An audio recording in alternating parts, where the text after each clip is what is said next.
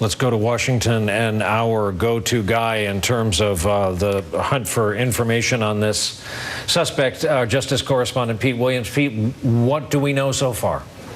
Well, Brian, several law enforcement officials tell me and my colleague Jonathan Dienst from WNBC that the suspect that was shot and killed today in this shootout with the police in Baton Rouge is from Kansas City, Missouri, born in 1987, named Gavin Long.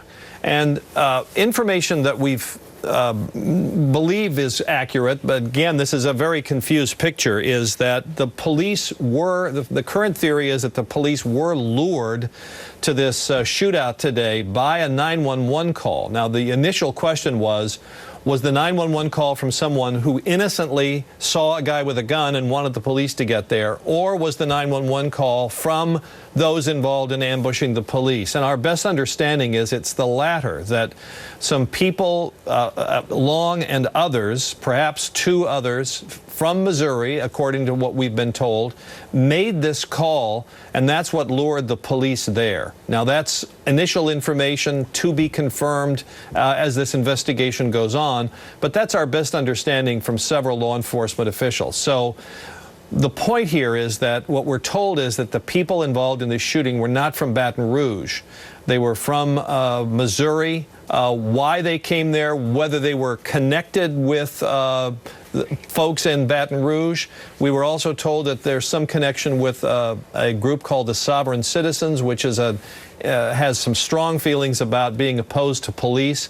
But one of the puzzling things about this is the Sovereign Citizens believe that the only legitimate law enforcement authority is the sheriff's, local sheriff, and there were 3 deputies shot today. So all this is still very confused, but the main piece of information here is that we've been told by several law enforcement officials that the gunman, the one who fired the shots and was in turn killed by the police, is from Missouri, named Gavin Long, born in 1987.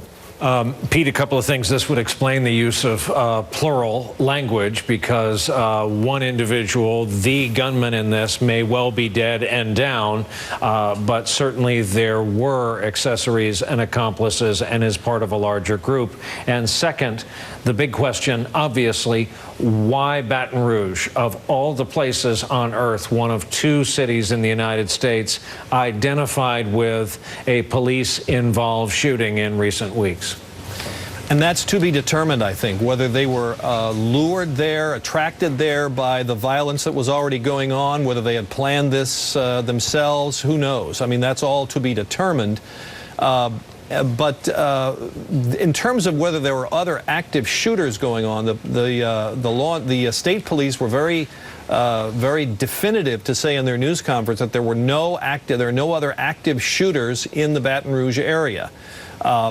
I know of nothing to indicate that isn't the case. However, we keep being told by law enforcement people that there are tactical units responding to various places, so perhaps they're still trying to chase down these, whether there were in fact others involved. It still isn't clear how many people were there when the shots were fired.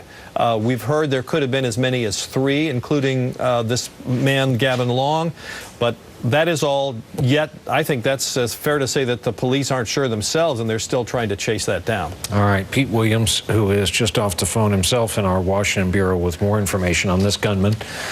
This is all we have. We have an individual apparently born in 1987 named Gavin Long of Kansas City, Missouri, and that's all we've got. It's still early hours of this thing.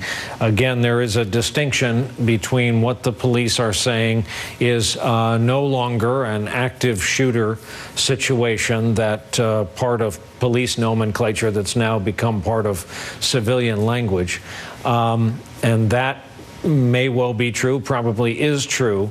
That does not mean an enormous investigation isn't going on, including units still responding, chasing down leads, going to different addresses, chasing down individual people, interviewing people. So obviously a real fraught situation, real nerve-wracking situation in Baton Rouge, Louisiana.